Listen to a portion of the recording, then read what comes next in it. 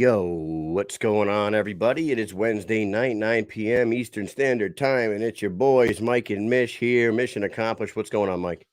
What's up, buddy? I'm chilling as usual. And As I'm usual. fired up. Why are you so fired up? I don't know. I'm excited because, what did we have? One show last week? You were all sick and shit. Oh, yeah. I was Yeah. all sick and shit. That's Yeah, right. you were. You were sick and shit. I was sick and shit, but you know what? The COVID really only knocked me on my ass for like 2 days, maybe 3. I've felt pretty good since like, I don't know, Saturday. Since like Saturday, even I felt good enough to do a live with Leo on Monday. Me and him talked some UFC stuff, and I went back to work yesterday actually, and then I got a call from work today saying, "Hey, when are you coming back to work?" And I said, "I was there yesterday. What are you talking about?" And then the person on the other end of the line was like, "You came to work yesterday? You didn't get cleared medically by You're a MedDet. real You piece need of to get an shit. EKG." I'm like, "What the fuck do I need an EKG for?" They're like, "Want to make sure your fucking heart still works correctly." I'm like, "What?" Never heard of such a thing. Never heard of such a thing in my I life. never heard of that before. Yeah, so you know what? I got to go tomorrow morning at 9:30 to get an EKG to make sure that my heart is still working correctly. And then if all goes well, I'm going to go back to work next Tuesday. So Is it weird that up to this point, I haven't caught COVID one time, and I'm actually so aggravated that now I kind of want to catch it? I don't know why. I feel left out now. I feel like everybody around me, you, friggin' my brother and his family, my mom might have it now. Like everybody's getting it except me. So now I feel left out. Like everyone's like, "Oh, COVID," and they're all I'm talking pretty about it, and I sure, just sit in a corner like lonely, like, "Oh, I never had it, so I really can't Mike. tell you." But I'm My just a mother-in-law still had. regular. My mother-in-law tested positive like 3 days ago. So if you come over here, you tongue her for like a minute, you shove your mouth right on her mouth Yeah. just for like one solid minute. Okay. Head out, dude. I think you'll be good. I think you'll have it, man. I think And that's how. then I And might get 2 then things, right? divorced. COVID. Oh, 3. COVID, divorced, and a sugar mama. Oh, that's what I'm talking about, Things are dude. looking See, up. you know Things what? are See, looking up. things are looking up. Yo, so anyways, tonight we were supposed to have 3 guests. It is down to 2, Down to but 2. we're gonna have a great time with these 2 guys anyway. Next week, Mike and I will be in Schenectady, New York for Cage Wars 50. We have a fighter that's going to be making his debut on that card tonight. I mean, on that card that night, but he'll be on with us tonight. His name is Adrian Morales. He'll be on in a minute. Following him will be Albert Inclan, who will be fighting David Diaz at BKFC Fight Night Jacksonville. I can't believe that card's not a numbered card. It should be. That card is so stacked. But Number that card. number that card. But Number that anyways, card. Eric Williams says new challenge. I don't know what that new challenge is. Is he trying to challenge you to come over to my house Oh, and no. make out with my mother-in-law? Yes. Yes, I think he is, because last time he challenged me to eat a ranch Oreo, and I did it. But the thing is that Kyle's mother-in-law is not currently in my house, or challenge accepted. Oh man. All right. So with that said, let's bring this boy on. Let's get to know him. I could start driving now. No. We got a show to do, Mike. We got people in the audience, and they all want to know who AJ Morales is. So without further ado, making his debut against Jayson Hackett at Cage Wars 50 on January 21st, AJ Morales. What's going on, guys? What is going on, bro? How are you? I'm well. How are you? We are good. Obviously, you just heard some of that conversation, so you don't know us, but I'm Kyle Mish. That's Mike Hunold. This is the Mike and Mish Show. Mission accomplished. The spot where combat sports meets combat vets. But you can tell by me trying to talk him into making out with my mother-in-law that we're a little fucked up. So I hope you're ready for this. It's all good. I was expecting the worst, in all honesty. Yeah. Well, you know what? Very good. If you know Ben Field, Yeah. right, then you're okay. Like we are nothing. If you're okay with Ben Field, then don't expect too much out of us. My daughter wanted to listen to that interview, and I was like, "I'm sorry, you cannot." And then I tried to see it, like how, like, whatever, and her jaw just dropped for like a split second. I was like, "All right, yeah, you can't watch this." I forgot how bad this Dude, could get. Ben is a character of characters. That guy, I cannot Great wait. guy. he invited me and Mike to come up there next week. We're going to cover the event. We're going to do some cage side interviews, backstage interviews. We're really looking forward to it. We're going to sit cage side with them. So should be a good time. And I don't know if you know this, but Ben and I made a bet at the beginning of last year, right? 1 year ago, me and him made a bet on who would be the 125-pound UFC women's champion at the end of 2021. Oh, and this fucking stunad says Lauren Murphy. And I said, I will bet my entire life that you are wrong. Valentina Shevchenko will not lose that title to Lauren Murphy. Are you fucking insane? I almost stabbed him through the screen. I'm telling you. So he was like, hey, you know what? When we put a wager on it, the loser has to dress in full drag.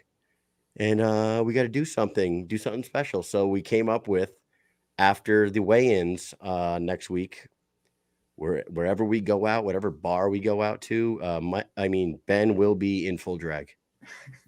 I will doll him up as Lauren Murphy. And Did we he will. want that's what to you lose should do. intentionally? Was this like something he wins think twice? I think you're onto something.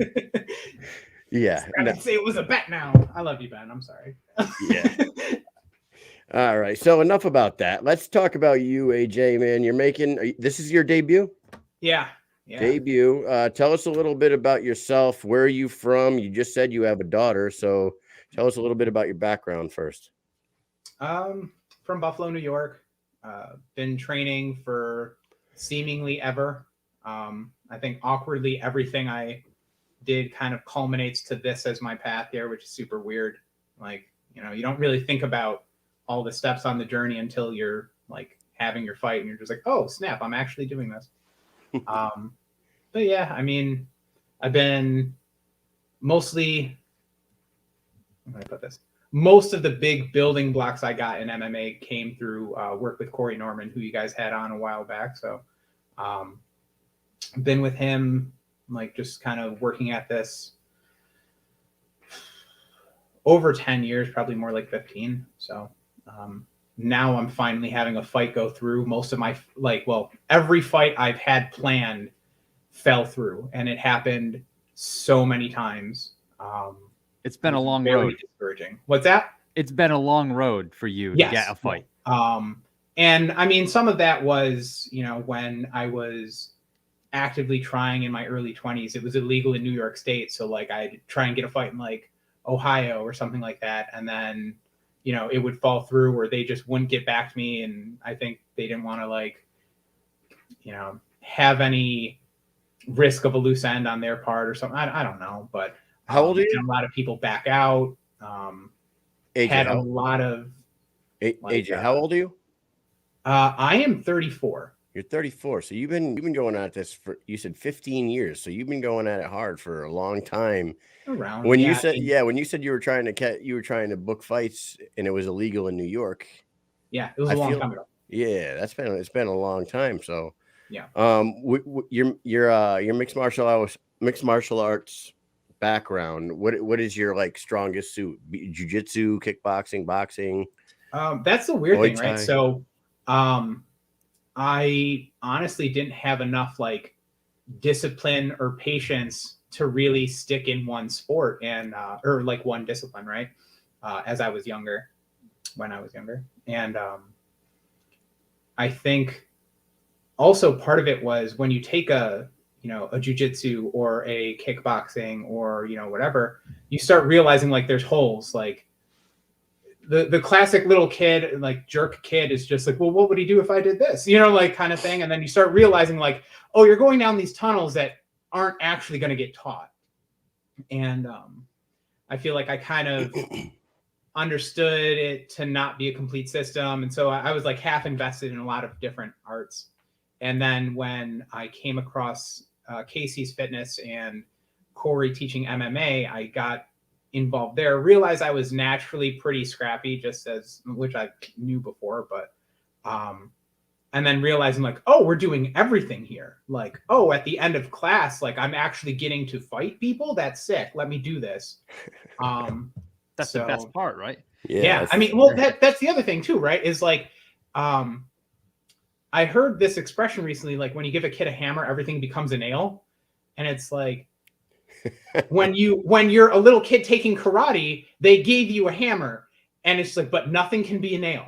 And it's just like, who the fuck wants a hammer then? Like, so, but at the end of MMA, it's just like, well, guess what? Let's see who learned the most. Or let's see who can bludgeon the other one to shit. Like, let's find out. Let's see how this goes.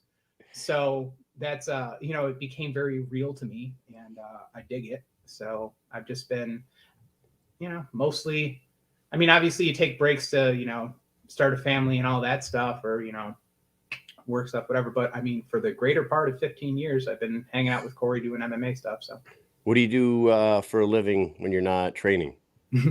Honestly, like I have such a short attention span. I'll do like a random thing for like 2 years and then just bounce.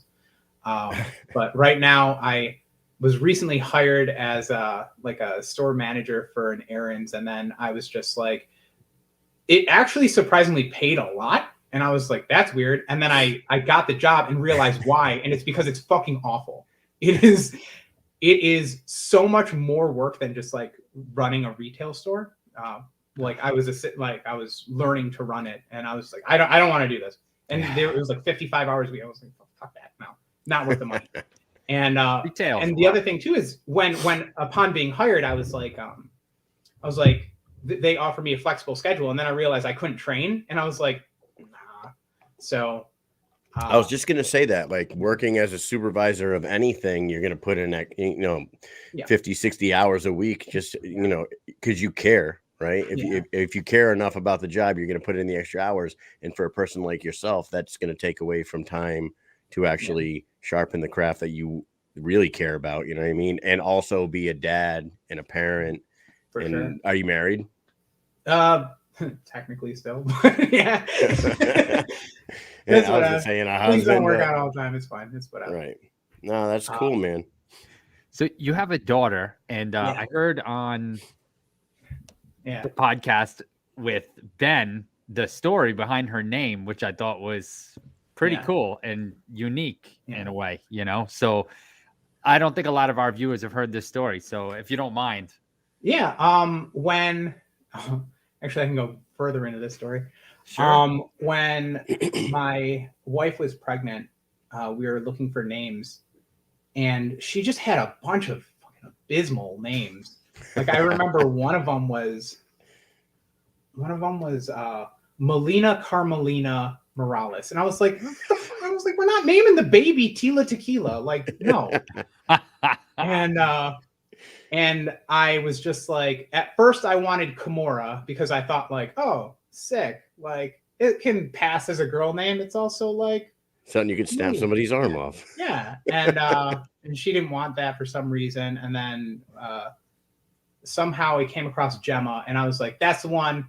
And she kind of liked it, and I was like, haha, I got it. I was like, yeah, it ends in MMA, sucker.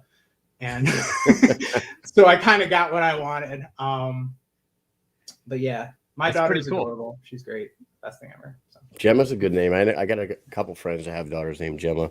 It got real popular a few years back when Sons of Anarchy was on TV. And what's her name? Peggy Bundy was named Gemma on that show. Yeah. You know what's funny? Because I don't watch a lot of TV. Mm-hmm. But I saw the scene where she bashes someone in the face with a skateboard, and I was like, that's lit. Yeah. You know what? My daughter can be named after this woman. Oh man, later on in the show, I'm going to spoil it for anybody who's never seen it before. I haven't. Gemma kills one of the main characters in her kitchen with one of those, those like meat. The electric scissor thing? No. The meat forks. I don't know what you even call it. It's got two real sharp spikes at the end of it for like grilling and stuff. Yeah, it's not I know. Fork. Well, she sticks one of those in like the soft part of the back of the skull and just rams it in. Yet. Yeah, just crushes it in there with her head like up against the kitchen counter, and then drops her on the floor. And it's like one of the main people. I was like, fucking Gemma, man. A roasting fork. Thank you, Big Ben. Hey, Big Ben had a question for you, AJ. Where do you see yourself in your career 5 years from now? It's taken you 15 years to get here. You're making your debut. all goes well, you want to stay active, get as many fights in as possible, and maybe make a run at pro? I don't know. Probably not. Honestly, at this point, I'm doing it just to get it off. Like, I don't want to die and not have done it. That's really what it is. I also would really like a championship belt for my I don't know, living room, just a centerpiece or something. That'd be sick. But I mean, let's be real about it, right? If one thing about me is I like to be if I can't be in like the top 10% of something, I don't want to fucking do it. Like, I could do that for coaching. I know that without trying to sound arrogant or anything like that, I know I'm a great coach. So that's my path. You're and I like coaching the that triple more. champ, man. What's you that? coach the triple champ. Yeah, kind of. I mean, he coaches himself too, you know? Like, Yeah, but hey, look, I mean, the guy's successful. You're his training partner and coach, right? So in all honesty, like, I'm more proud. Look, I love Corey, whatever, but I'm probably more proud of Liz Giulia's win or Joe Kaiser's win, because Liz had no fighting experience, and Cage Wars was just desperately trying to get a girl that seemed like she was going to be the next big thing. And for whatever reason, Liz just was like, probably drunkenly, was like, I'll fight that bitch. Well, you know, whatever. Had 5 weeks to train. So we just trained. I trained her for every day for 5 weeks. And then she won her fight by a large margin, you know? That's awesome.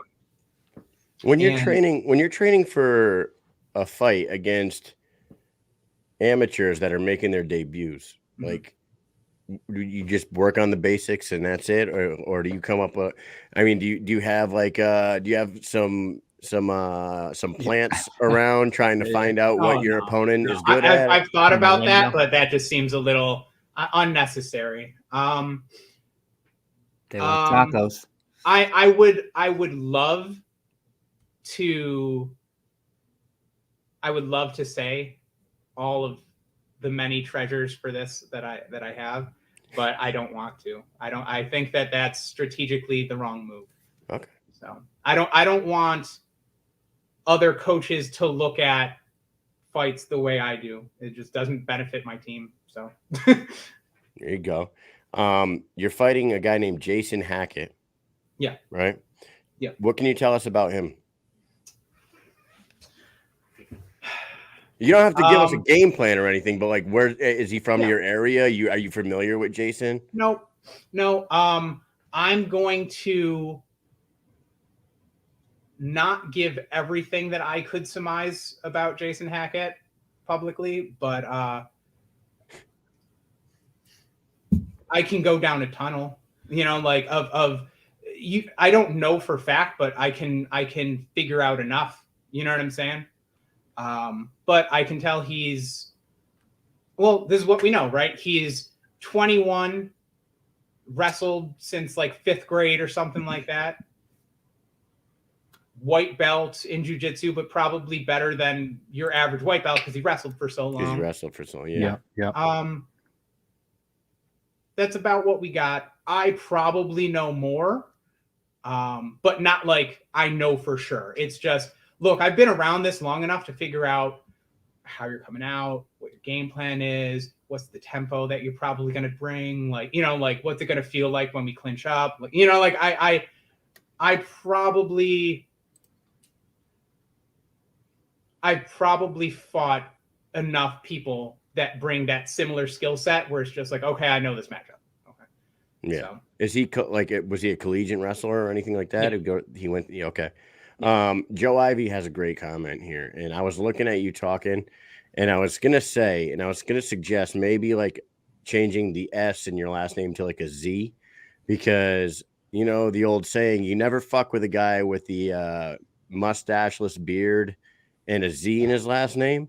Like the never heard that, but yeah, sure. Like that's because Kyle made that up halfway there. The old saying, like, if any of those guys that have a beard, no mustache, and a fucking crazy last name, you just stay the fuck away from them, man. They know too much and they're too goddamn good. And like you look like you fit right into that group. I would like to hope so, but we'll see. I mean, technically, I have a bunch of MMA sparring rounds, like I've been doing this for a while, but no one knows, you know what I'm saying? My guy could be pretty good and, he could be really, really good. I could just have an off night, people slip, I could be injured, like, whatever, who knows what happens. Yep. So. Now your fight, because you guys he's debuting as well, right? Yeah. And like with the amateur rules, you guys aren't allowed to ground and pound to the face. Like you can't punch in the face on the ground, right? Are you guys going to be wearing shins? Are you guys going to wear shin guards? You cut out for a second. Hello? Yeah, I think he's freezing up here. Yeah, I want to know what I want to know what the rule set for your guys' fight. I haven't been to a ton of amateur fights, so I know that you guys cannot do like certain things like ground and pound to the face or to the head, and you'll probably be wearing shin guards, correct? Yeah. So rules are no elbows at all, knees are only to the body, and no ground and pound to the head. God. Other than that, we're wearing shin guards, and that's pretty much it. 3-minute rounds. Yeah, I would imagine, like, I'm sure you guys train when you're sparring at the end of your training sessions and you guys are going at it with each other and you're fucking throwing hands and elbows and you're ground and pounding each other. And now you're finally making your debut against Jayson Hackett and you got to dial back some of that stuff. You think you think you'll slip up at all? And you know what I mean? I don't know. I just feel like with me, like you've been doing it for so long, like I'm going to bring this kid down and just pound him out. But there's a lot of times where, you're so trained to do something that like, it's hard to turn it off. Yeah. I'll tell you a funny story really quick because I love this. There was one time I fell asleep in a recliner and I just had a fighting dream and I woke myself up by literally pivoting off the recliner and I just like had a complete armbar locked in. And it's just like, dude, like I've been just completely not conscious and doing the right thing for the matchup. You know what I'm saying? So it's hard to turn a lot of that stuff off, like people in sparring, we injure each other, or I shouldn't say injure, but like we'll disobey the person we're sparring with, we'll just be like, hey, like no ground and pound, right? And it's like, okay, yeah. And then you get them down as you're punching them in the face. And you just like part of that muscle memory had is kind of negated by the fact that like, yeah, but I do this all the time. It's instinctual. Yeah. Like if it wasn't instinctual, then you have a problem. So we see this. Me and Mike cover a lot of bare knuckle as well. Yeah. And I don't know if you've watched any bare knuckle, but you remember Houston Alexander fought in the UFC, fought in Strike Force, big dude. Yeah. Good fight with Kimbo. Yeah, he fought Kimbo. He made his debut at BKFC pretty recently, 3, 4, 5 months back, maybe. And he rocked a dude with a right hand. And as the dude was going down, he hit him again. And it was just instinctual because in MMA, you follow him down and you hit him again until the referee stops you. Mm-hmm. The dude was down for sure. The guy was knocked out on the first punch. And as he was falling, he followed through and hit him again and just put the lights out, almost twice for good on this fucking guy. And I think it came down to he had been doing it for 20 years as an MMA fighter. It was just instinctual for him to throw that second punch as he went down. We had a couple questions in the comments. Now, Susan Walker is asking why they wear the shin guards, and then Joe Ivy says it's for all Amis, but that's not true, right? Once you had a certain number of amateur fights, yes, you guys. How many amateurs do you have to have? I mean, how many Ami fights do you have to have before you can shed the shin guards? I believe you have to have 2 with shin guards on, and then they take them off. And then you're kind of like matched up accordingly, like if you're in your first 2 versus. And then like when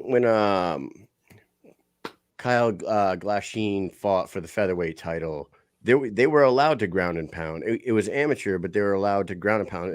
Is there a certain number of fights you need before you could start doing that as well? Yeah, to my understanding, it's 2 fights where everything's kind of like dipping your toes in the water. And then after 2 fights, it's like, now we can allow knees to the head, or now we can allow, ground and pound. Elbows. I still think, at least at Cage Wars, I think that it's still illegal to elbow. Okay. But, I mean, obviously I've been getting involved in amateur rules over the course of, however many years. I don't know how it is everywhere, but I know like some places you're allowed to elbow, but you can't knee, and, stuff like that. So I think it's probably the state athletic commission kind of setting those rules is my guess. Let me ask you something. Do you like wearing the shin guards? I don't mind them. The reason why I'm asking is like a lot of people have been breaking legs in the last couple of years with the Weidman and Silva and Connor. It's been happening more and more. And Chael Sonnen actually was like, and Joe Rogan as well. They said shin guards make more sense in MMA than the gloves do. Like yes, you could take the 4-ounce gloves off, fight barehanded, but throw the fucking shin guards on and make sure everyone stops breaking their goddamn legs. Would you agree with a comment like that? I think that that's a weird mixed bag. And I think no matter what happens, anytime you change the rules, you're favoring one party or another, right? So like getting rid of the gloves, honestly, as a grappler, like helps the grappler to lock a submission, to grab your hands together, and dude, so much easier without gloves. You can sneak them in more. You can pull an arm out easier. Like you've essentially nerfed the striker, and you're complementing the wrestler. So it's just like, what does MMA look like now? You know what I'm saying? Yeah. Makes a lot of sense. So, but I like shin guards, but I also have to acknowledge that the con is they slide around like crazy. Are we going to stop action when a shin guard like slides off? You know what I'm saying? Like, or turns around. And also, like, if your game plan is to be the guy that, kicks a thigh or kicks a head or whatever, like, how are you nerfing that? Like, because here's the thing, right? Is if you're a big, powerful guy, now you're just hitting with, complete disregard. You get to play, like, use your leg like it's a warhammer, right? You don't have as much of that, like, that sting. But if your plan is to sting somebody because you have super bony legs, like now hitting that nerve doesn't do the same because it's more like a surface area kind of spread out throughout that muscle, or, the calf or the quad or whatever. So I don't know. That's just my synopsis of it in these last 30 seconds. I haven't. Yeah, no. It's an interesting conversation that kind of just drummed up. I don't know if you know how me and Mike do this, but like we kind of just shoot from the hip. On every one of our conversations here. We kind of flow.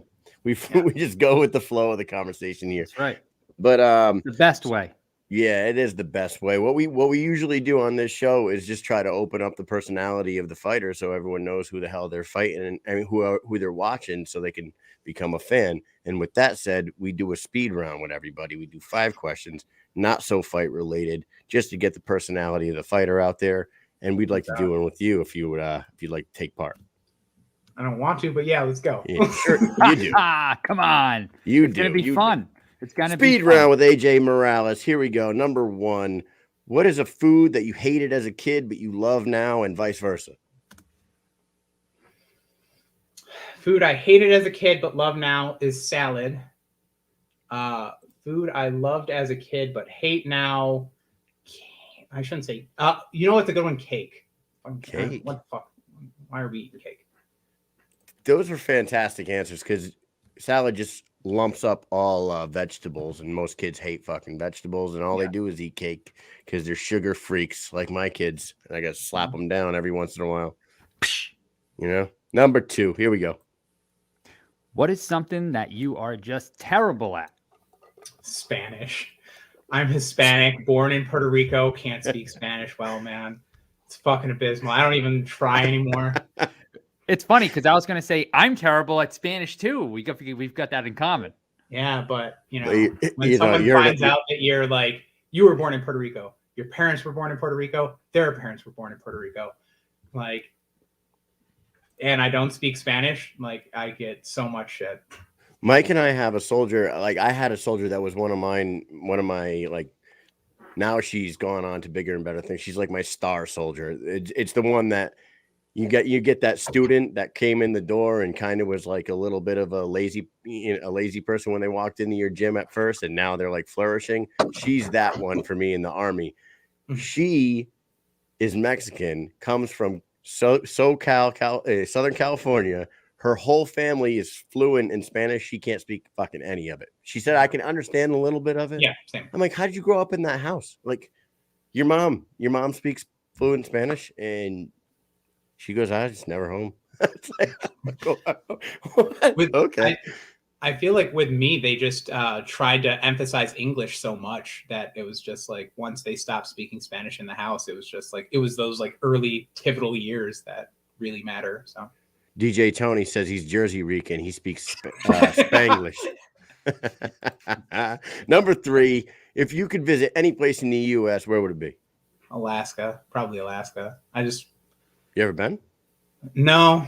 I mean, I hate the cold, but I like the idea that it's different and far away, and I'm probably not going to have to deal with too many people.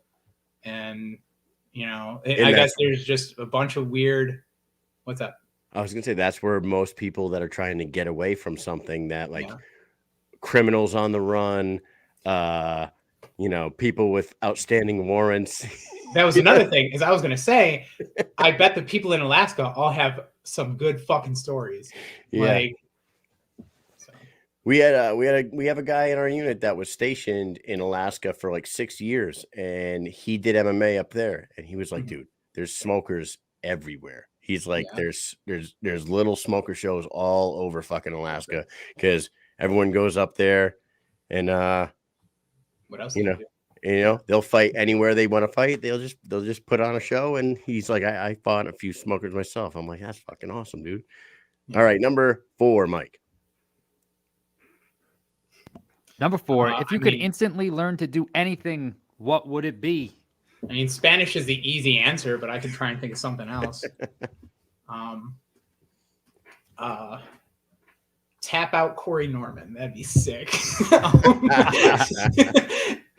That's a big boy, man. We were thinking about, like, I said, like, just automatically be the best at playing the guitar. So boom, like now you could be a rock star. You do whatever you want, make some music. And then Kyle, what did you say? What did I say? I thought I said be the best battle rapper. Oh, no, best battle rapper on the planet. Yeah. Yeah. What did you say? Yeah, that's what I said. Best battle rapper. I was like, because I can't rap. I listen to rap music. I love rap music, but like I could never freestyle rap. And how cool would it be to just instantly be fucking the best battle rapper on the planet? Just go around fucking. Just to on the spot be more like clever than anyone else and insult someone. Just eat them up right there on the spot. Yeah, it would be freaking fun. I'd probably be a better soldier too. I wouldn't even have an employee who wants to do that. Yeah. All right. Last question. What is the funniest real name you've ever heard?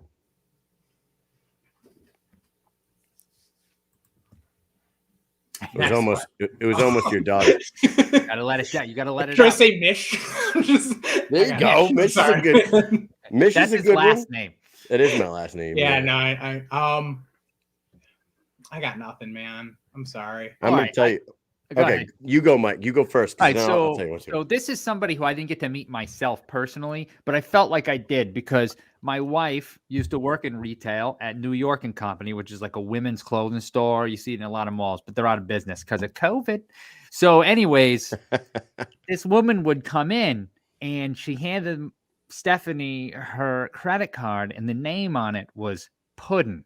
Puddin. That's the woman's name, Puddin. She went in there all the time after that. That's a real name, Puddin. I don't know what her last name is, or if it's just Puddin, like Kyle said earlier, like Madonna. It's just Puddin. Artist formerly known as Puddin.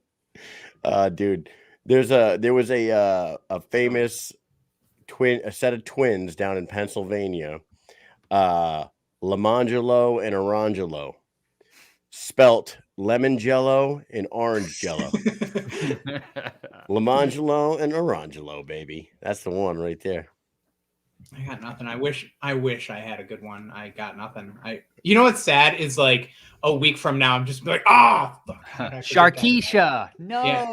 No, it'd have to be so much better. All right, man. Well, hey, we look forward to seeing you up there in New York. We're really fired up about this. We'll see you up there at the weigh-ins and at the event, and we'll give you an opportunity. There you go, Morales versus Hackett, right there. You look like a psychopath in that fucking picture. Dude, I photographed terribly. All right, well, there you go. Take a minute, shout some people out, thank anybody you want to thank, and don't forget to shout out Ben Field for dropping questions like, "Are your girls still eating your fries?" and shit like that in the comment section here. Love you, Ben. You're a great guy. Everyone at Cage Wars, thank you. God damn, I don't know if I want to read this right now. Everyone at Cage Wars, thank you. Shout out to my daughter Gemma. Love her. She's great. She's actually one of my biggest fans. She'll come to MMA with me and then just give me like a golf clap or like a good head shake after a round. Good job. Good job. Like a proud, like yeah. OP MMA, Casey's Fitness, thank you. Corey Norman, Kevin Cunningham, the entire MMA team. Especially my friend Greg at the gym, dude. He's been a total gangster for me. He's been like my favorite. Well, like honestly, the only person that comes in anymore to, be my sparring partner. So he's got a set on him. So good for him. Thank you, Greg. But yeah, keep a close circle. That's really it. All right, man. Well, thank you very much for coming on. We will see you next week. Best of luck in your fight, but we'll see you beforehand, and we'll talk it up a little bit. Maybe I'll do it. Well, maybe we'll get a little interview up in there in person, huh? Yep. All right. Thank you, guys. All right, buddy. All right, Thanks for coming on. See you. All right, that was AJ Morales, one half of, I believe, the opening fight on the card. Yeah, Cage Wars 50 against Jayson Hackett. Yeah, we have it. Shaboom! There it is. There it is. He's right down there at the first stop, 155-pound bout. We were supposed to have Kyle Glasheen coming on, but he had something pop up. He's going to come on tomorrow night at 10 p.m. So we got our second guest of the evening in the waiting room right now, Albert Inclan, big dog. He's going to be fighting. He's going to be fighting David Diaz, Let's Go Perro himself on January 29th in Jackson, Mississippi. Here he is. What's going on? What's up, man? Appreciate you guys. What's up? What's going on? So you're obviously at your gym, right? Yes, sir. The legendary Central Boxing Gym. From what I understand, you're always at the gym. If you're not working, you're training. Is that true? Yeah. Yes, sir. Yeah. If I'm not working, I'm training. I'm here. If I'm not here, I'm sleeping. And I barely sleep, to be honest. I gotta tell you, man. I didn't know much about you, so I started doing like a deep dive into you, and you are one interesting dude who has a hell of a story. Starting from trying out in Albuquerque to traveling to Florida and trying out again for BKFC. No, I tried out in Arizona first. Oh, Arizona. My bad. Arizona. Nah, good. And then Fort Lauderdale, correct? Yeah, I did the tryout, and then I flew out, and I met up with, man, shout out to Ryan Perez, man. That guy's been a blessing to me. He's been like, just, what do you call it? A mentor. That's what he's been for me. But I went out there, and I got some rounds in with Jared, and then they told me that they're going to have a tryout in a couple of months, so then I came back. So, yeah, man, it's been a journey just to get into BKFC. So how did you hook up with Ryan Perez? Because from what I understand, you were just blowing up his DMs and trying to get out there, and you kept telling him you wanted to fight Jared Grant. Is that what's going on? Yeah, because it came with I don't know, probably just the competitiveness. But I was like, man, I want to see how hard he hits. And bro, Jared, I'm not just trying to blow his whistle, man. That dude. It's annoying to say, but man, he hurt my nose for a good 4 days after I got home. That guy could punch. I give him that. Jared could punch. He's skilled, bro. He's skilled. He definitely But, has some skills, man. He does. Well, we saw him fight Travis Thompson live, and Man. I mean, it was a beautiful display. I thought he did Yeah. really well in that fight. Yeah, man. Yeah, Jay was cool, and when since the beginning, it was never like no haterness, you know. I'm not envying this. I'm not hating on what he got because that's him, you know. I understand that everyone has their moment and the time, and I'm just waiting for my time. Now it's my time. But I got connected with Ryan because somebody, I forgot who told me, but somebody told me Ryan Perez is a good coach, and then I kept seeing his name here and there. Then I seen Bobby's name too, and then it was just, I don't know, just something. I'm very spiritual, you know, and I trust my intuition and my gut and everything. But something told me just to go, like that you should go out there and connect with them. And I've had a lot of trainers in my day, like a lot of like sour shit has happened. Like trainers getting mad at me because I had a thing going on with another fighter here. You know, and then there's a whole weird ass love triangle, weird shit when you meet coaches who never really made it. That like they see that you might have potential. And I know I got a lot to learn and shit, but that's why I have trust issues. But since day one, Ryan has showed me nothing but love, man. Like them guys at Slaughterhouse, man, I love those guys, and I mean that too. That's awesome. So you got one guy in the comments that obviously wants to fight you. Who is it? His name is Andrew Toppin, our buddy Andrew Toppin. Sloppy Toppin. Yeah, that's Sloppy Toppin. Sloppy Toppin. So what's your beef with him, man? What's the deal with All right, you? so and you see, Toppin? You see how these new guys, they like to just talk shit and throw shit. When I talked to Jared, it was mostly just skilled and give me an opportunity of what I'm going through. You know, just give me the opportunity.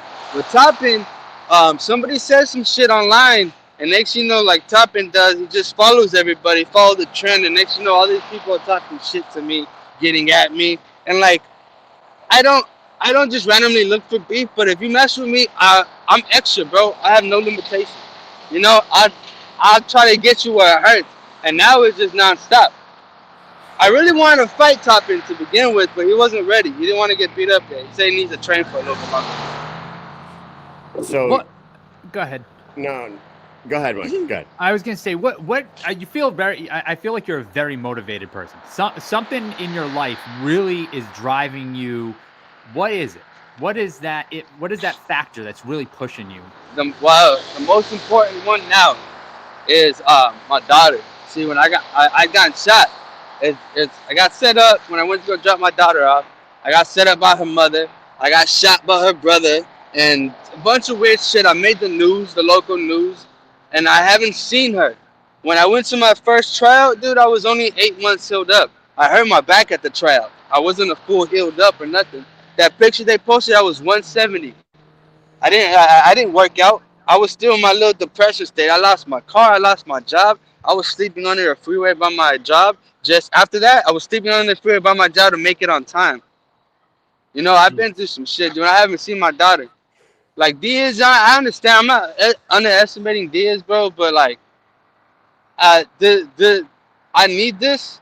You know, I need to bring awareness to the situation out here, and I need to get me a lawyer. That's all this is about, bro. I'm wearing a shirt that says I need a family lawyer. Like, that's all I want is somebody to help me go find my daughter and track her down. Because the system out here fucking sucks, man.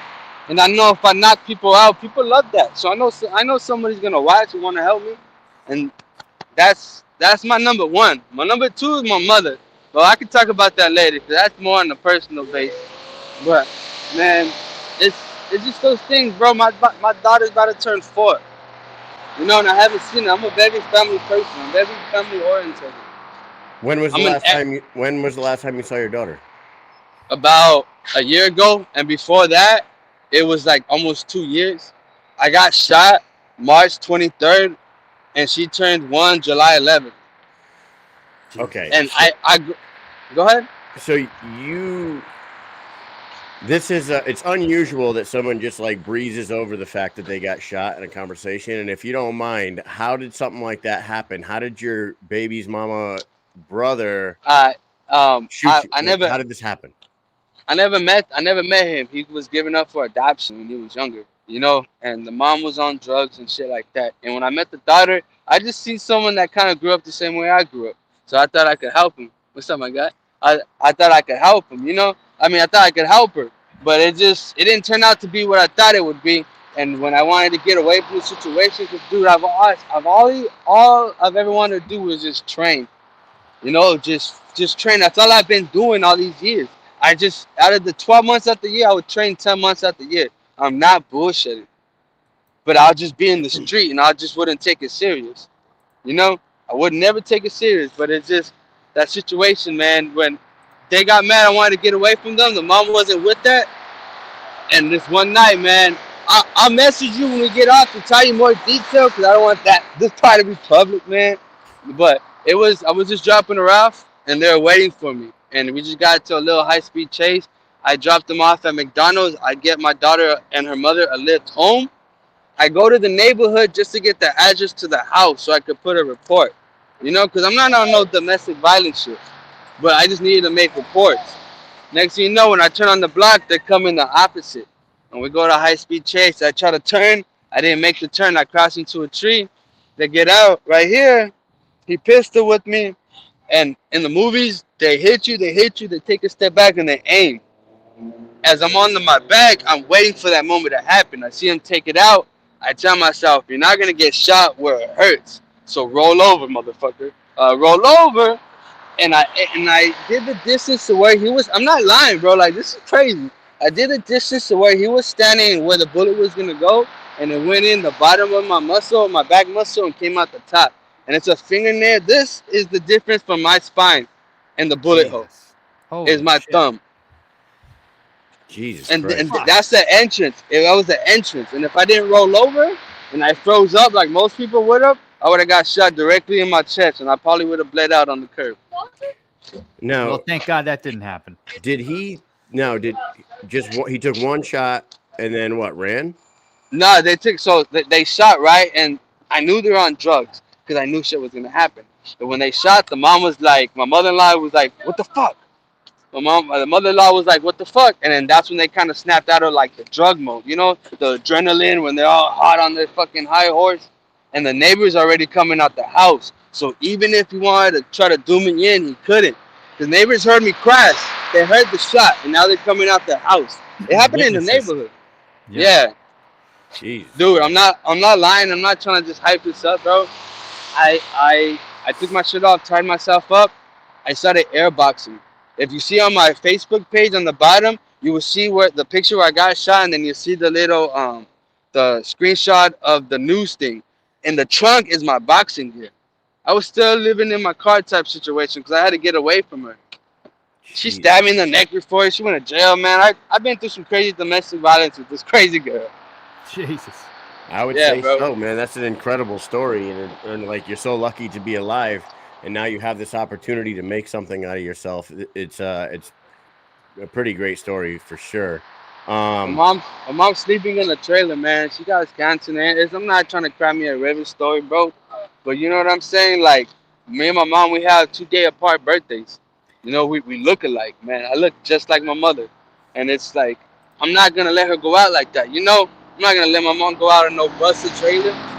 She's the only one who's ever got me. Mental health is real, you guys. I'm not playing, because when I was younger, before anybody talked about that, my mom had me going into those places. I graduated anger management, 6-week classes. I graduated that 11 times in a row. I don't get lost in the you know, and all that craziness. That's me, bro. These lies, all that shit, that's me. When it comes down to it, it's just a fight, bro. I fought like that before in front of crowds. The only thing is I'm getting paid. I don't really care about the eyes. I just want the money, bro. That's all I care about. Let's talk about fighting, okay? Do you mind if I bring that picture up? Would you? Yeah, go ahead. You can bring it up. The one with the bullet hole? Yeah. That's it right there? Yeah. Holy So the entry was by the spine and it came out the side? God damn. Jesus Christ. Fuck, man. All right. Listen, guys, hold on a second. I'm going to address our audience for a second. You guys watch this show every fucking week, okay? You guys know that we talk to people about their lives and their life stories, so shut the fuck up. Let us do what we do, okay? We will talk about fighting in a second. Stop telling us how to run the show. We listen to everybody else's life stories. Listen to them. Fuck off. Okay. What he said, motherfucker. Now, Damn. with that said, you guys all know Bing that's how the bong. show goes. That's how the show goes. We will talk about fighting now. Okay. You have a Go fight ahead. with David Diaz coming up.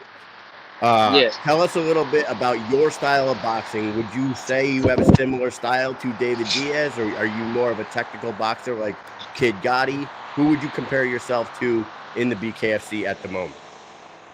I say Gotti. Kid Gotti. That guy, So he's clean. He's crispy. yeah, Straight shots. so you're talking technical, because I'm going to tell you right now, David Diaz. We're friends with David Diaz on the show as well. He came on. He gives us great interviews and everything. His one fight, I would tell you that if on a technical standpoint, David Diaz is a wild fighter. He is a gassed pedal to the floor, high energy, drive forward, Joey Diaz type fighter. I mean, a Joey Beltran type fighter. He's not the most technical. So, game plan yourself against him. I'm not trying to tell you to give us your game plan, but you're going to try to No, pick I'll give you my game plan. I You get- like to tell people everything. I'll give you my game plan, because there's no way, anyway, he ain't gonna beat me. My game plan is I'm gonna stop bothering. I'm gonna see what he got. I'm gonna play with him. You guys gonna see the way I move. It's different from boxing. People don't like. It's different, bro. I scrap, man. This is what I do. When I fight bare knuckle in these streets, I don't just randomly fight people. I fight 6'4" people who know how to scrap, man. I'm not over here just doing dumb shit in the street looking like a fool. You know, like I'm scrapping. If we're scrapping, like it's straight shots, bro. There's nothing. I'm gonna go at him. If he wants to stand there and box with me, we could box, which I doubt it. If he wants to bang, bro, I guarantee you he's gonna drop. He can't stand there with me and throw punches. But I'm not judging him. I want to give him the benefit of the doubt, because like as a professional, even if it's my first fight, I've been thinking I was a professional for years. So I treat this right. I'm looking at David Diaz as if I'm about to fight fucking Reggie. If I'm about to fight Travis, if I'm about to fight Jared, like I am treating this fight like that, because you can never know what could happen. You know, Diaz has a gas tank. You know, he's gonna come, and I want flawless victory. I don't want to be doing spins like that Viking princess did. I don't want to get gassed out and do crazy shit. Nah, man. Everything that I be talking and all the craziness on how I talk, I gotta back that up. You know, I'm not gonna be like these other fighters talking all this craziness from Arizona, like Lou, like David, and then they go in there and they take these L's and embarrassing the state. And all they do online is bash me. A lot of these fighters are bashing me, but when they do their fight, they don't have a good performance. You know, they're not out here doing like the work. They want to bash me, but no. So my prediction for Diaz, I'm sorry I talk a lot, but my prediction is I drop him before the second round. We're not going the distance. For sure, we're not going the third round. It's going to be a very interesting first round. I'll give you that. What I thought was very interesting about your upcoming fight, and I saw Ryan Perez talking about it, you're going the Bobo O'Bannon type route with you're gonna have Brandon Lambert in your corner wearing headphones and a Bluetooth, right? And Ryan Perez is gonna be watching from home, coaching you over a phone, correct? Yes, right? sir. That's I'm on it right now. That's interesting. And like when we first heard that Bobo was doing that, we were very skeptical about it. We're like, man, how can you possibly be coached by somebody who's watching it on TV? But since Bobo has done that, he's 3-0, and he's on this fucking roll in the heavyweight division. So we'll see how this goes. Whose plan was it? Did you ask Ryan to do this, or Hey, did no. Ryan offer it? He mentioned it, but because I don't have that Conor McGregor money for him yet. It's pretty much what it is. It's that I kind of, you know what I mean? Ryan be too busy making his boss moves here and there, left and right. You know, so he doesn't have time for my cheap ass to go corner my fight right now.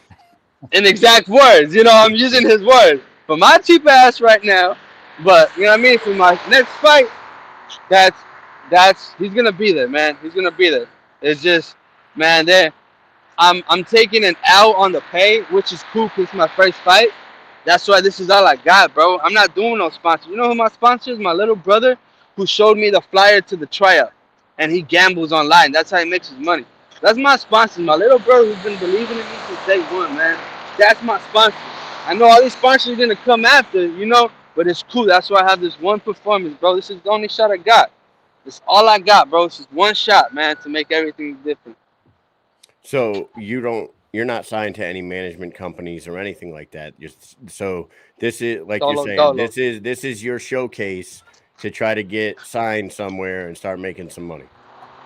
Yeah, it's getting signed somewhere, but it's more like I want to get signed somewhere, but I don't want. I'm not just a regular other fighter, man. Like these other sponsors and shit. If they sponsor other fighters, like if they're sponsoring my opponent, I'm never gonna fuck with them. I'm just weird like that. I take shit personal, If I'm not just a regular, I don't know, man. I just don't want a regular sponsor. I want shit that I believe in, not just something I'm gonna get a check. Cause I get money in the future. I'm not tripping about that. I stand by some things, things. I don't know. Maybe I'm weird, but I just got some things I stand by. But yeah, my bad. So, let me ask you this. This fight is at 135 pounds, correct? Yes. Is that going to be your home in the BKFC, or are you trying to move up or down, 125, 35, 45, any of those, or? I'll do not 145. Yeah, I'll fuck around and do 125, 135 right now, and I'll work my way up. My end weight of my career, I want to end it at 155, to be honest, because I walk around like 170, 160. So, is it a tough cut for you, or are you used to making these cuts? Yeah, dude. When I was 170, I did a few weight cuts just to see my body. Like right now, I'm 5 pounds away from being on weight. Like I know it's early, but like, dude, I eat a lot and I work out a lot. So you're 5 pounds away with. I'd say that's good. 20 days, almost 20 days to go, right? 18, whatever, 20 days. So it's a little early, but I still eat. I make up for it every day. Sounds good. Hey, so Kyle, what do you think's going to happen in this fight? What do you see happen in this fight? Because I think that this is going to be one of those crazy ass fucking truck on Carson fights that we just saw, just like David Diaz's first fight, where these guys are going to be running into each other full force, just swinging like maniacs. I feel like this is going to be. I feel like maybe not like I'm not saying like that you're just going to not use any technicality, but I just feel like you guys, the way you guys are going to come at each other is going to be fireworks. And we're going to remember this first round. It might be the round of the year. I mean, is it too early to say? I'm trying face off. We're not doing. I know people love that shit, the face to face. I don't like people getting in my bubble. I'm gonna give them arm distance. I don't need to do all that crazy shit. I know they're gonna like it, but man, I'm not letting nobody. All that antic shit that he's doing is not gonna work with me. He's not gonna bully somebody. He's not gonna scare me. He's gonna come swing for the fences because, man, I'm not trying to hit this pretty face, man. I'm not trying to get no cuts on my face. So I don't plan on getting hit, man.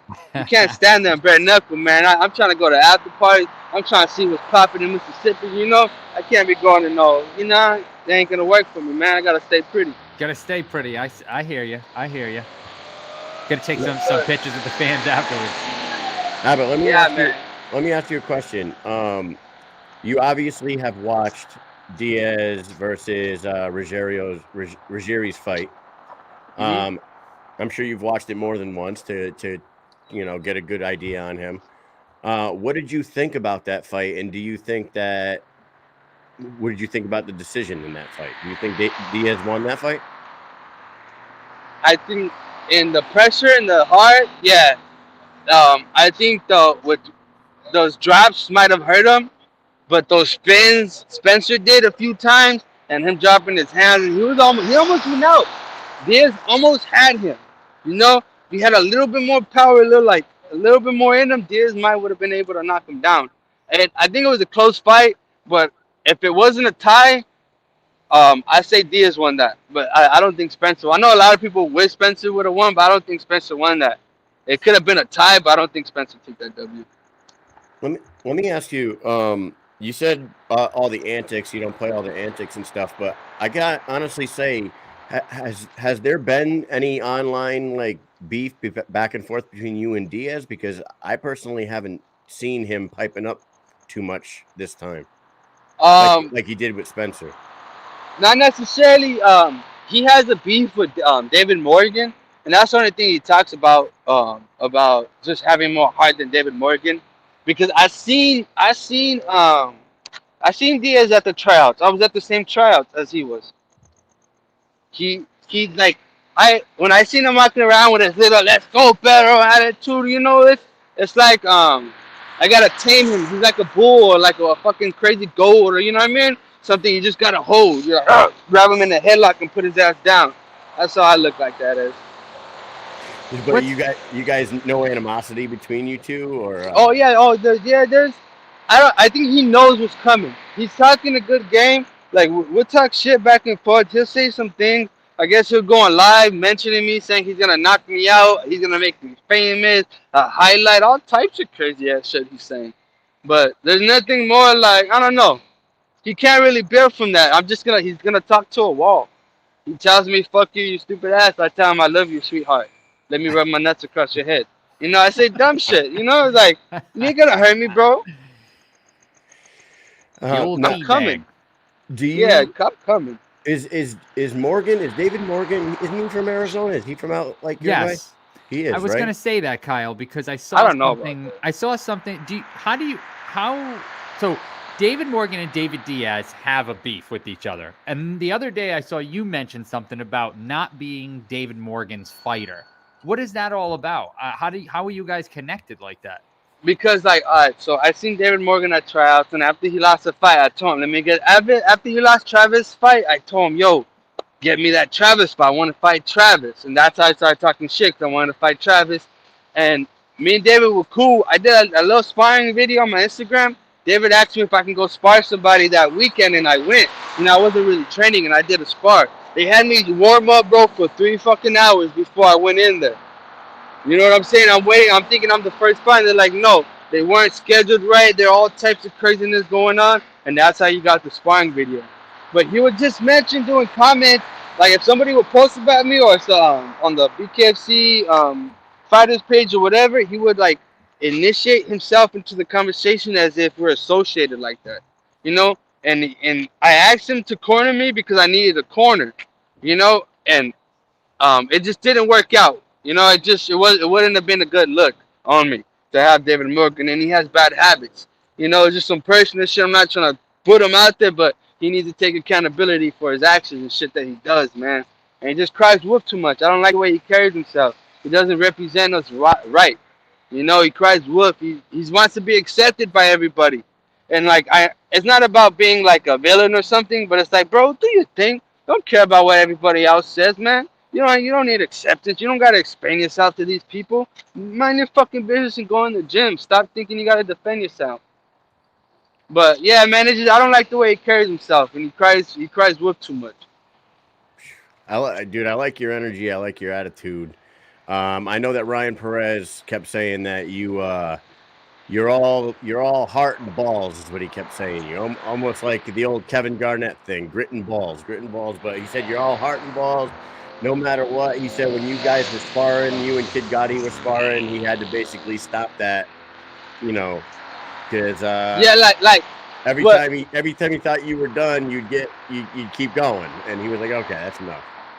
Yeah, he's like, yeah, you proved this out. You're good, man. You're good. Yeah, man. Yeah, those guys, man. Jared's giving me some tips. Jared hit me up on this fight too.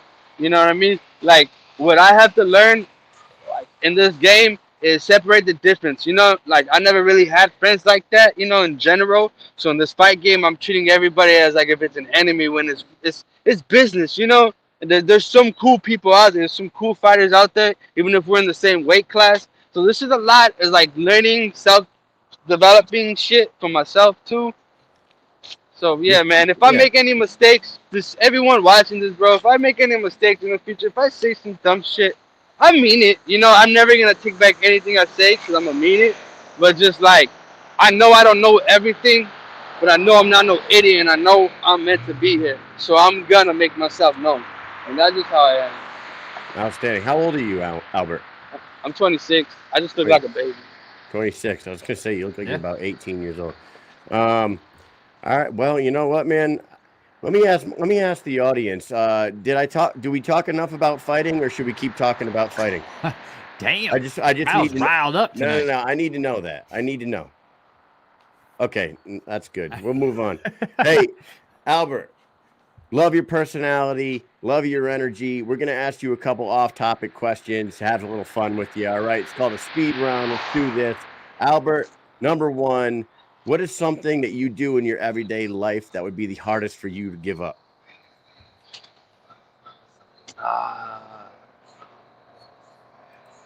Damn. Boxing? There's nothing else, man. It's like, There you that's go. the only thing. There's anything else, it wouldn't be hard because I know if it's a give up, it's that mental shit that I'm just like adios. Soda maybe you could say soda. Oh, Hershey's, almond Hershey's, dude. I've been addicted to that shit. I don't know why, but I'm not playing. I eat like 5 king size Hershey's a day sometimes. I try not to do it, but it's my thing, bro. I'm not playing. So, Damn. do you drink coffee or anything, or do you or you just get all hyped up on Hershey's chocolate sugar rush? Yeah, every day? I don't really drink coffee. It's never been my thing. I used to drink a Red Bull and a Hershey's. That was just my thing. Red Bull or Hershey's, and I'm good. Red Bull and vodka. That's what I like to drink. Hey, Yeah, Mike's got the same problem, but with Tito's. Number two. All right. If you could live anywhere in the world, where would you live? Africa. You know whereabouts in Africa? Whatever. Is there Where like one everybody go specific to? place? There's one specific place that you're like, damn, I want to go there. You know? I don't know what part in general, yeah, but I just know I want to go to Africa. I want Yeah. to move to Africa. I hear you. Stay out of Djibouti. Djibouti, yeah, Djibouti, anywhere where they chop you up, I'm not fucking with that. Number three. If you could swap lives with any celebrity, which one would you choose and why? Canelo Alvarez. Look at this guy. Because why not? Yeah, There you because we go. can figure out why. Because he's the best boxer on the planet right now, and he makes $50 million a fight. That's about it. Yes, sir. Sounds like a horrible That's life. What has been the single craziest experience you've had since you started this bare knuckle journey? Actually having two of them. When I was in the tryout, I almost walked out of the tryout because I had one of those like real moments with yourself, like what the fuck are you doing here? And then the next one was when I actually went to Florida to meet Ryan and Jared. Like I've never been to no other state before like that. I've never been. I just bought a freaking ticket, got me a hotel in the most hoodest neighborhood, not knowing, you know. So those are the two craziest things that happened to me. Is actually like trusting myself to do these things. That's awesome, man. Did you go to Did you go to like Wynwood while you were down there? Did you see like the graffiti and go to all that the cool like bars and that Wynwood area is fantastic. It's No, I was mostly in Fort Lauderdale. okay. Yeah. Yeah, I was in Fort Lauderdale for the majority of the time. I moved around. I went out there like on a little budget, so I was like, yo, I thought I was about to do all this crazy shit, but when you go out there and you train, and then like I thought everything was close to each other. No. It's not close to each No other way. at all. I was like, Yeah. damn. It's Yeah. still nice in Fort Lauderdale though. It's beautiful there. Oh yeah, it is. I don't know about the humidity though. I ain't fucking with that yet, but it's cool. I love Florida, man. I'll go back again for sure. Yeah. All right, man. And last question for you. January 28th, after you weigh in, what is your ideal post-weigh-in meal? Once you make weight, January 28th, what are you chowing on? I'm gonna do I'm gonna pull out of David Morgan's book and I'm gonna go do a fucking buffet. I'm gonna go do chicken wings, chicken strips, onion rings, all types of crazy shit. Like an unprofessional guy does. Yeah, but you know what? Nah. It's funny you say that because there was a buffet at the casino in New York, right? We were there, right? We were there. There were fighters that went to that buffet after the weigh-ins, but there was also David Morgan that went to the pizza eating contest. If they didn't broadcast that on the internet, like, what's the difference between a pizza eating contest and somebody going to a buffet and eating as much as they fucking want? To be You know what I honest, mean? I think people ate more at the buffet than he did at that fucking 5-minute contest. Yeah. We see it's they gotta understand not all clout is good clout. You know, sometimes you gotta chill for a little bit. Maybe post that after the fight. But my post fight meal, I don't know, man. I'm barely learning all this meal shit. Um, I can tell you my fight night weight is probably gonna be the same as my weigh-in weight. I can tell you that. I'm not planning on try to gain more weight. I'm gonna stay the same. I'll probably eat something light, a little chicken. You know what I'm saying? Some asparagus. Nothing crazy. All right, so you fight on the 29th, you weigh in on the 28th, no pizza eating contest. Go do your thing, put on a show. You come with a certain level of energy and a background story that makes us very interested in you. When Ryan Perez says that you have the same, he said, what did he say? You and Diaz are very similar in the ring, but you have more heart and balls. I'm interested in seeing that in action, and I believe that the two of you, you know, like It's Mike gonna be a just good said, fight. like Mike just said, this is the first card of 2022, and we have a potential fight of the night candidate on our hand already. So go ahead and do your thing. That's what happened last time. Right? Take a minute here, shout out some people, thank whoever you want to thank, and we'll let you get on your way. All right. Hey, top it out too. I'm on the pay-per-view card. That's one hell of a professional debut, ain't it? Fuck yeah. That's awesome. Boss shit. Shout out to Slaughterhouse. Those guys, all of them. I appreciate all of them. Shout out to Ryan Perez and Nate Shook and just giving me, the opportunity. Shout out to my city because they fucking with me and they love me and they can't wait for me to come home. Cause dude, this city's getting crazy, man, for my debut, man. They didn't. It's been a long time coming.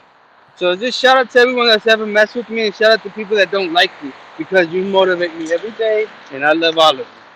And that's all, man. I ain't got much to say about that. Just watch my fight. It's gonna be crazy. Hell yeah. All Can't right, wait. buddy. I can't Well, wait. we put your social medias at the bottom. We tell everybody, make sure you follow Albert on Instagram and Facebook. And I don't know if you have a TikTok or anything like that, but if you No, do, I need to though.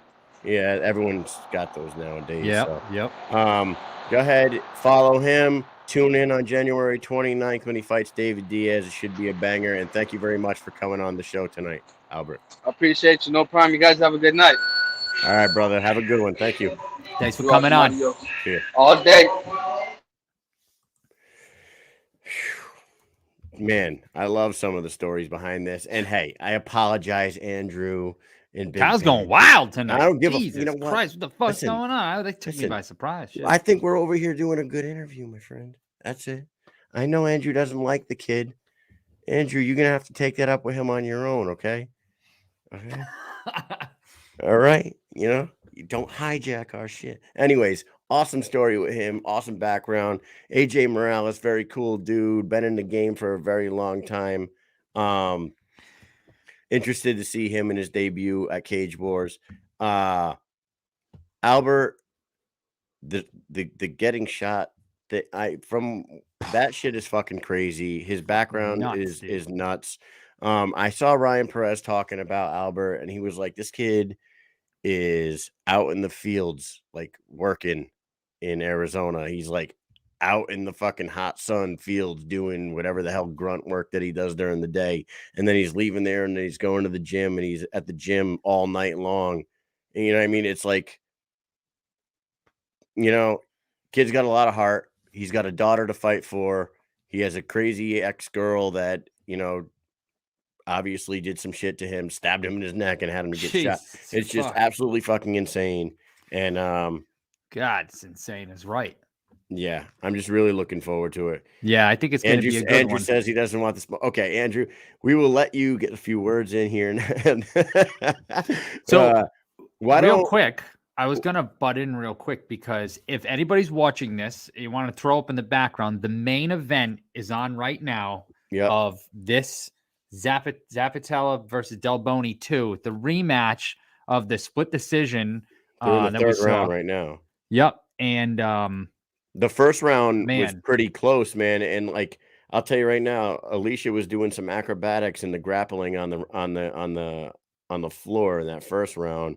I haven't been paying attention to the second round, but it's a standing banger right now in the third.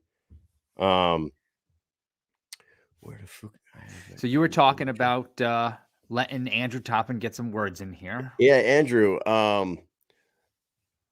Isn't Malo your boy? Like, go to. I was thinking about that. Go It to was Jacksonville, like, or go to Jackson, Mississippi. Albert. Go to Jackson, Mississippi. Brandon's also friends with Be Toppin. there live for the fight. Yeah, be there live for the fight. And Ryan Perez has a gym that Malo's at. And I was like trying to like put all these together, and it's like, wait, what the hell's going on here? I'm so There's a confused, lot of connecting links there, man. If you guys want to fight, I'm sure you can fight.